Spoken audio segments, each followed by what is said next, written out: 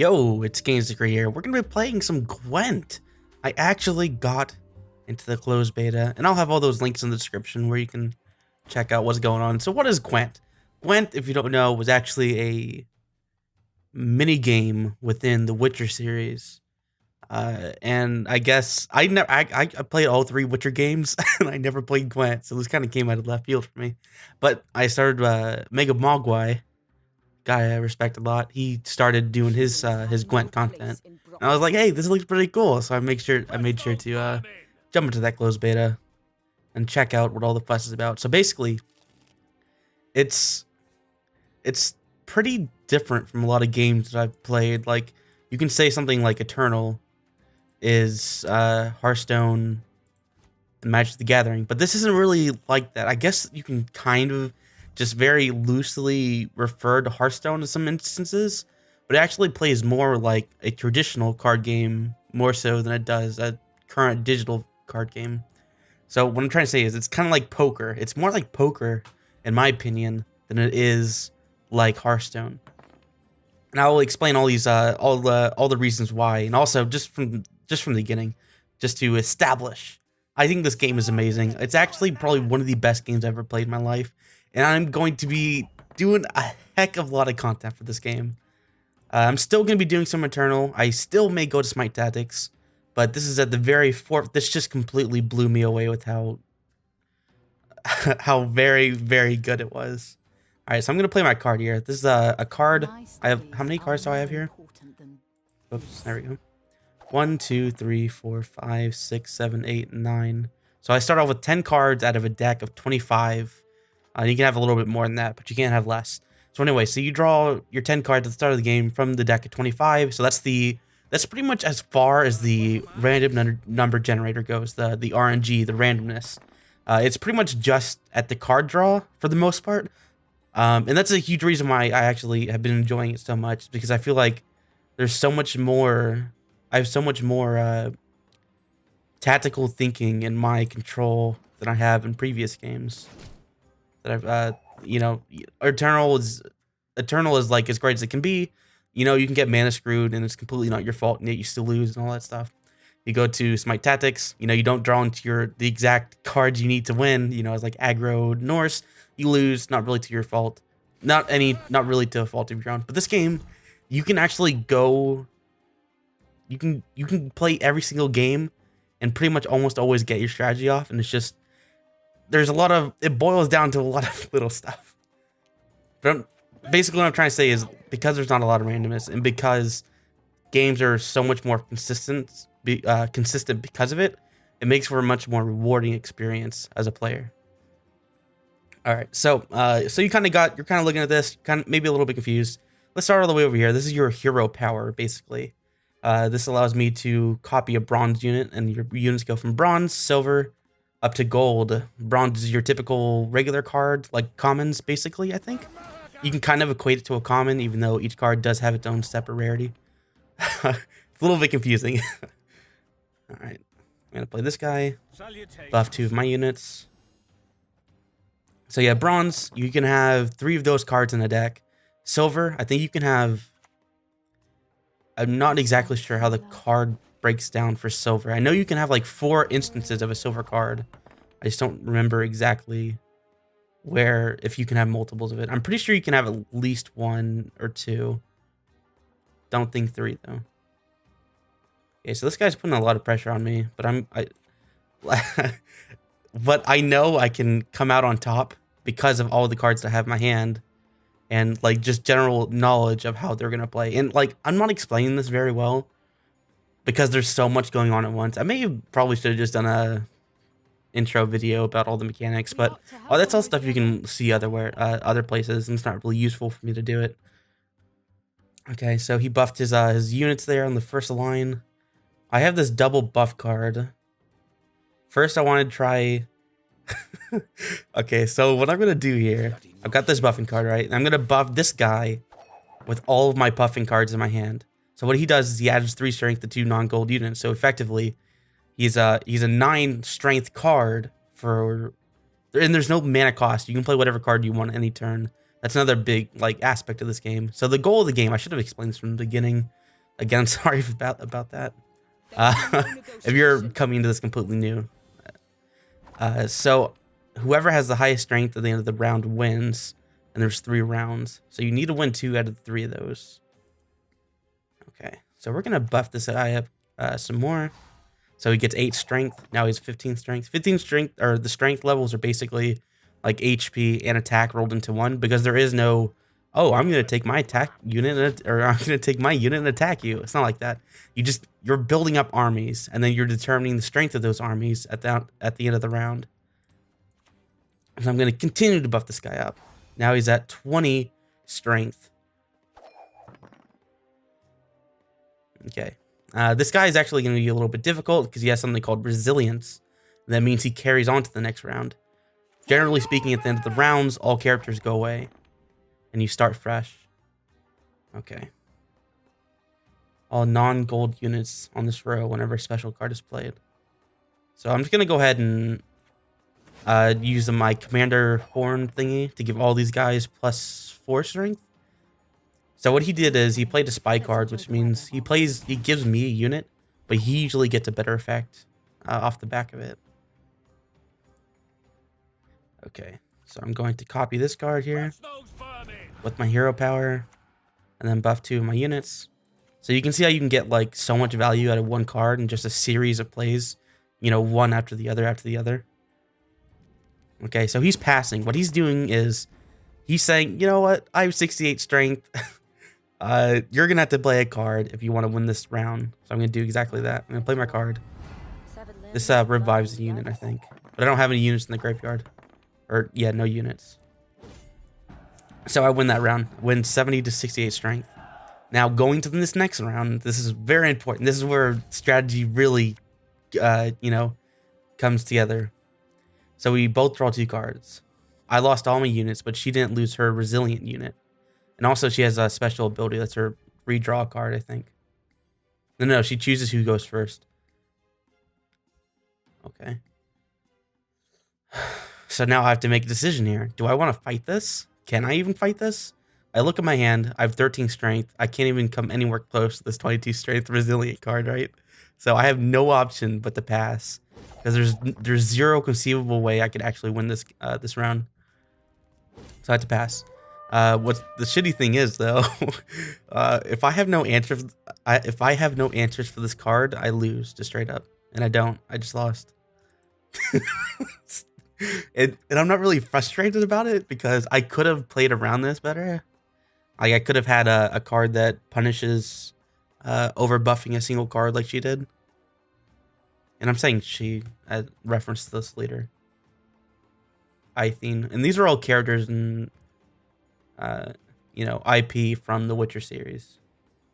And if you'll notice, neither of these hero powers are like deal X damage, like you would see like on a mage. They actually have, there is a hero power that does that, but for the most part, a lot of these hero abilities, these leader cards that represent your deck, have very unique strategical purposes. Like this one copies a bronze unit. Hers allows her to replay a card. Usually you'd use the kind of card that like gives you an immediate buff. Like you probably saw her do it on the previous round. Okay. And there's, again, absolutely nothing I can do here. You know what I should have done? I should have played the cow last turn, but whatever. Just for whatever sake, I'll just play everything. But I know I've lost by this point, and I can forfeit if I want to. And this is a ranked game, so I'm actually gonna lose points. And I'll go through all the menus here pretty soon. So the deck I'm playing against is called Scoia'tael. Kind of like in Hearthstone, you have like the mage deck, right? And you can switch out the hero portraits. It's kind of like the same thing. So all these Scoia'tael cards, and I'm pretty sure I'm saying that right. So Tal, whatever, Scoia'tael, all have the same group of cards, but you can switch out the leader or hero power. It's a really cool aspect. And I think there's 5 factions, like Scoia'tael, Northern Realm, Monsters, and all that. And I think each one has 3 different hero powers or leaders. Yeah, she beat me over that. You have to watch out for these resilient units, because they stay after each round, whereas most cards won't. That means they're constantly getting value. So you have to use You have to use your hard removal on him because you can't attack it, right? So you have to use hard removal. And a neat feature is like, check out that foil. Looks really nice. Regular card doesn't have any animation, but the golden cards do. It looks gorgeous. It's some kind of weird like mix of 2D and 3D. Okay, for some reason they're like not doing their turn, so I'm just gonna go. So yeah, there's a defeat. I had 70-68 in the first round, but then she just came back with the resilience and destroyed me. I won a round, but lost the next two. Daily reward for playing rounds. Ooh, experience. I just leveled up. Hey. Oh yeah, you can send a good game if you want to. And that gives them some ore or scraps. Scraps or dust or whatever. So I'm almost rank 3. Getting close. So I just started playing rank today. It's on a rank scale of 1 to 15. 15 basically being like legend or masters or whatever. Okay. This is my deck list. These are the 5 factions. Skillage, Skoatel, Monsters, Northern Realms, Nilfgaard. And they each have their own faction cards. They each have their own hero power and leaders. And they all have access to a basic set of neutral cards. Casual, ranked, leaderboard. Let's see who's at the top of the ranked board. Level 48, which is ridiculously high. I've been playing almost nonstop for about 3 or 4 days now, and I'm still only at level 13. 15 and 17 so far. I'm going to be up here. I'm going to be up here at rank 1. You just wait for it. And actually, Mega Mogwai, who's, you know, like, I'm pretty sure I would classify him as a professional player. He's only level 23 and rank 13. It's pretty crazy. So that's leaderboards. I'm surprised they even have such a full, complete system of ranked and leaderboards, even in the closed beta. Friend matches, of course, single player. You can go through tutorials. You can practice against AI. I'm not really sure what's up with campaign. I imagine it'll be sort of like Hearthstone Internal, where they introduce you to single player versus AI in the future as like kind of expansion pack thing. I don't know. Cards. We'll come back to this in a second. Options, all that good stuff. Shop. Buy the kegs. It's very standard fare here. 2 kegs, $3. They've been pretty generous with what they give you. Like you get a ton of ore or gold and scraps or dust pretty often. Just for like completing the tutorial, I think you get like 5 kegs or something, or 2 kegs. But then over the course of the entire tutorial, it's like 10 kegs. So let's check out this collection. I think it's a little bit, could use a little bit of work. It just feels a little bit clunky. I think it's partly due to they're kind of building it for console in mind, but it's kind of a pain to scroll through everything, even with pretty, you know, extensive filters. Anyway, so let's go to neutral, right? We could filter this so that it shows me premium. There's tons of premium cards. Premium is the animated. Oh, it's so gorgeous. And I wish, like, I need to find out what this is, because I'm pretty sure this is not in-game footage. And the animations are wonky enough, or not wonky per se, but stylized enough that it looks like it's 2D, but like excruciatingly well done. Legendary cards. I don't know who any of these people are. Oh, I know that guy. Sultan Triss. You get a Geralt for free just for playing. I don't know where it is though. Anyway. Yeah, and a lot of these leader cards like Vernon Roche, Irivith, however you say his name. These are all, you know, iconic characters from the series. And as they say in their website, you don't actually have to play The Witcher to understand what's going on here. Letho. He's actually kind of a weak card, I think. But it's so pretty. The golden legendary. Anyway, I'm getting distracted by the pretty graphics. And they really are gorgeous. So I think this is an example of, I don't know why this is set to the wrong. Oh, it's because I have premium only. So it's show standard only for now. So, it's a pretty basic collection kind of format set up there. The different hero powers for this guy, the different leaders that you can switch them out here. This is the default. Spawn 2 warriors. Remove 3 strength from all weakened units. Discard 3 cards. And like this discard 3 mechanic, it may seem really bad, but when you compare it with other cards, like a lot of these cards in this Skillage, I hope I'm saying that right. Skellage, have a lot of like discard mechanics that synergize well with it. And like this guy comes in injured. A lot of cards synergize with injured cards. Let's go Atal, Nilfgaard. Monsters like this guy, Aridin. Yeah, it all looks gorgeous. And it all plays pretty well. There are some cards that I feel like are kind of broken, but balance, I think they do balance changes relatively often, enough that it never becomes too much of a problem. Again, I only just started playing the other day. I really should have made a video sooner, but I just never stopped to turn on the recorder. All right, just a quick peek at deck builder. It's pretty much what you've seen before. I'll look at my deck. This is the deck I've built so far. Oh yeah, I do actually need to fix this a little bit. So I'm gonna get rid of Cleaver here. There's my Geralt. So I can have up to, okay, so you can only have 1 copy of a silver card, but you can have 6 instances of it. 6 instances of a silver card. And then gold is kind of like your legendary card, kind of. Have 1 copy. You only get 4 in the entire deck. Okay. So I need to take out Swipe or Lacerate, whatever you want to call it. So these are all my gold cards. They're already in my deck. Generally speaking, they're pretty expensive. Like, that's an actual, just regular old legendary card. And it's really good.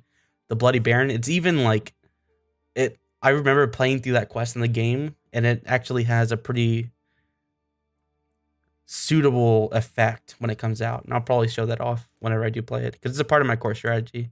And I'll explain that combo that I've got going on there. So I have a new card in here, a new silver card. Vest, synergy with Blue Stripes Commandos. So I'm going to put that in the deck. Oh, I need to take that out.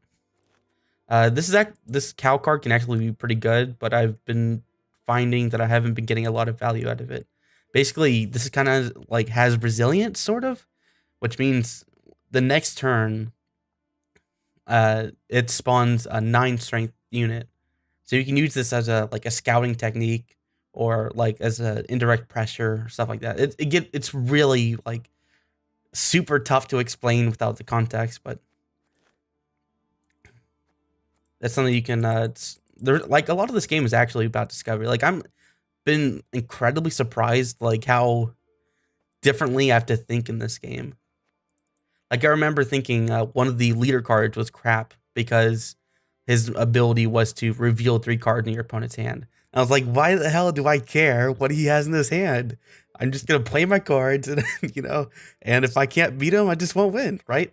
Well, I've been noticing lately as I play that class, being able to scout your opponent out and even stall for turns is like so much more powerful than I ever would initially give it credit for. So because I have Blue Stripes Commando synergy, I'm gonna add a couple of these in the deck. I mean, I'm gonna get rid of some of these buff cards. Actually, I think I'm gonna get rid of all of my buff cards. I find they put me in situations that are difficult to get out of because they're weak on their own. No, wait, that's the wrong one.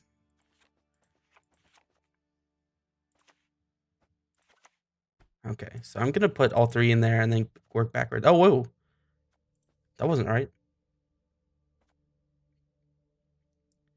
Why can't I play this other guy? Wait, why do they have different?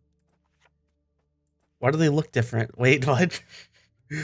Okay, I think I made a mistake because I actually crafted a bunch of these guys.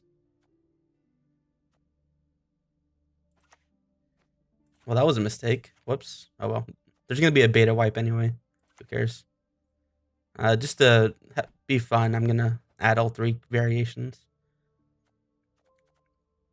Okay, what else do I want to play here? I have no more silver cards. Actually, can I just play this cow? I'm gonna put the cow back in. And then I can explain like a huge aspect of this game, which is scouting and stalling.